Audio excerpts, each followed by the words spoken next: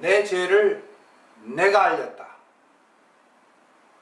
오늘날 법치주의 대한민국에서 아직도 이 소리가 들리나요? 법정에 가보십시다. 열의 아홉은 억울하다고 말합니다. 그리고 억울하다는 사람들의 대다수가 원인재판을 탓합니다. 물론 여기에서 원인재판은 죄 운운하는 것이니까 형사재판을 의미하지만 민사재판에서도 원인재판은 여전합니다. 오늘날 형사재판에는 참가하는 사람들의 역할이 분명하게 나눠져 있습니다. 판사가 있고 검사가 있고 피고인이 있습니다. 판사는 법원 소속이고 검사는 행정부 소속이며 피고인은 일반인입니다. 그런데 피고인에게는 변호인이 있습니다. 변호인은 역할이고 변호사는 직업입니다. 변호사는 국가의 자격증을 따야 하는데 이전에는 사법고시를 통해서만 가능했으나 이제 사법시험은 없어지고 우선 로스쿨, 그러니까 법학 전문 대학원에 입학한 후에 변호사 자격 시험을 보고 합격해야 가능합니다. 재판에는 형사재판 외에 민사와 행정재판이 있는데 형사재판에서만 변호인이라고 부르고 나머지에서는 대리인으로 부릅니다. 더욱이나 형사 변호인 제도는 헌법과 형사소송법에 터잡은 반면 민사소송의 소송대리인 제도는 단지 민사소송법에 터잡고 있습니다. 그냥 관행적 차이가 아닙니다. 변호인의 선임은 국가의 형벌권에 대항하여 신체의 자유, 적법 절차, 무죄 추적, 공개 재판, 신속 재판의 원칙 등을 통해 피고인과 피의자가 누리는 헌법적인 기본권에 속합니다.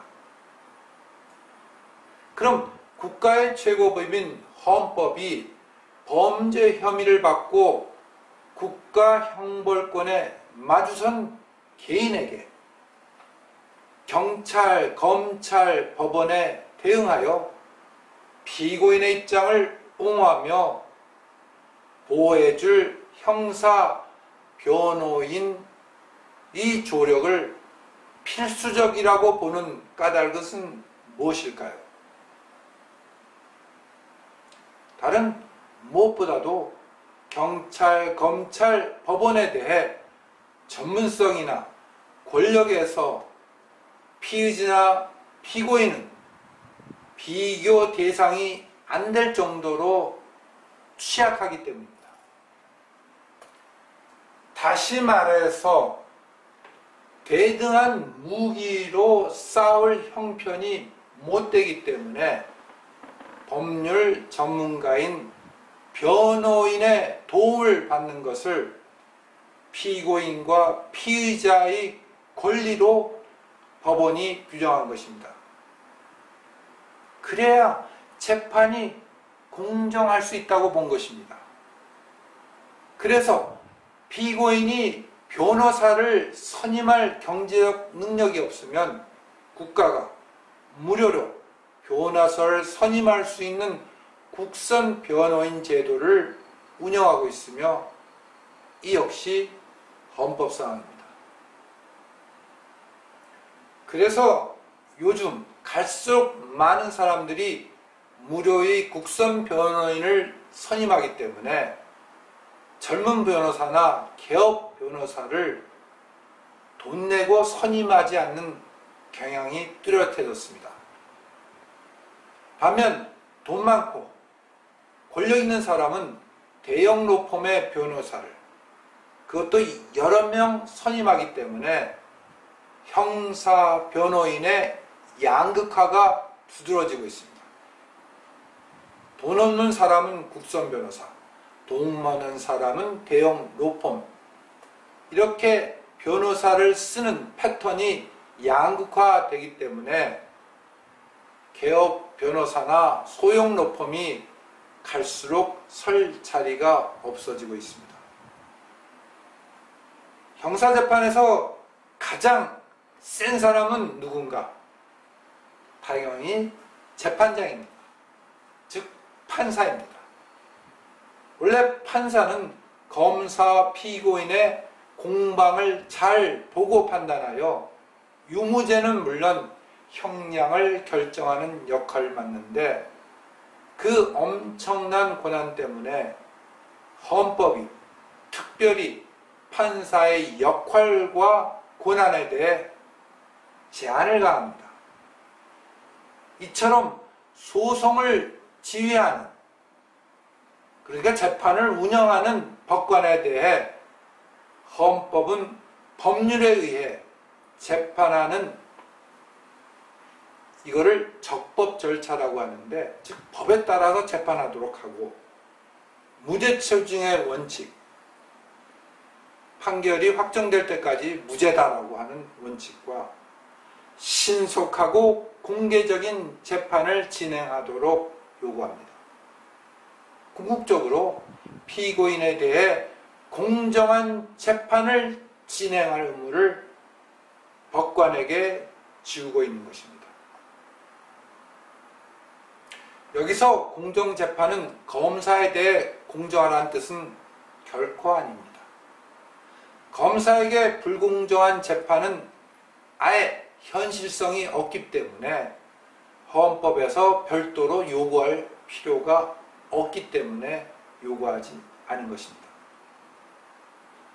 이는 형사재판이 근본적으로 기울어진 운동장에서 벌어지는 격투기이기 때문에 변호인으로 어느 정도라도 그 기울기를 만회시키려는 뜻에서 피고인의 방어권을 헌법이 보장하고 가난한 사람에게 국가가 무료로 변호인을 제공해 주는 것입니다.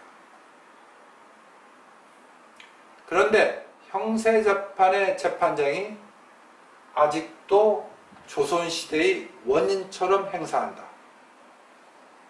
옛날 원님은 피고인과 문답식으로, 그리고 필요하면 고문을 가하면서 신문하면서 동시에 검사의 역할도 담당했습니다. 이때 원님이 호통치는 것은 약과입니다. 아예 법이나 증거도 없어도 됩니다. 원님 자신의 심증이면 족합니다.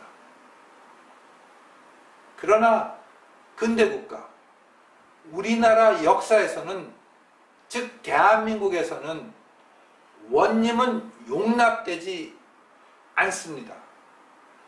헌법은 물론 형사소송법이 원님의 존재를 근본적으로 부정하고 있는 것입니다.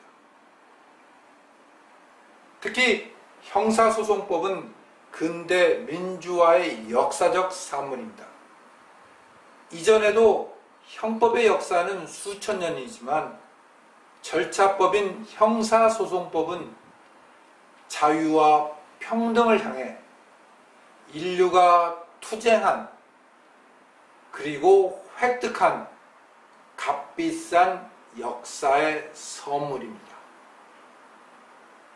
그래서 형사소송법은 법치주의의 발전 정도를 표시하는 계량기가 됩니다. 형사소송법대로 재판이 진행되는 나라는 그만큼 법치주의가 발전한 나라이고, 반대로 형사소송법 따로, 재판 따로인 나라는 그만큼 법치주의가 발전하지 못한 나라인 셈입니다. 대한민국에 아직도 원님 재판이 횡행한다는 것은 그만큼 법치주의가 발전하지 못했고 그만큼 민주주의가 취약하다는 뜻입니다. 이미 서구에서는 프랑스 혁명으로 원님 재판은 사라졌지만 2017년 대한민국에서는 아직 원님 재판이 횡행하고 있습니다. 이 같은 서글픈 현상, 이런 상황에서 법관 독립은 국민에게 아무런 의미가 없습니다. 법관은 독립했으나 그 독립한 법관이 원님처럼 행사한다면 국민에게 법관 독립이 무슨 의미가 있겠습니까? 법관은 법에 따라 죄에 대해서 판결하는 사람입니다.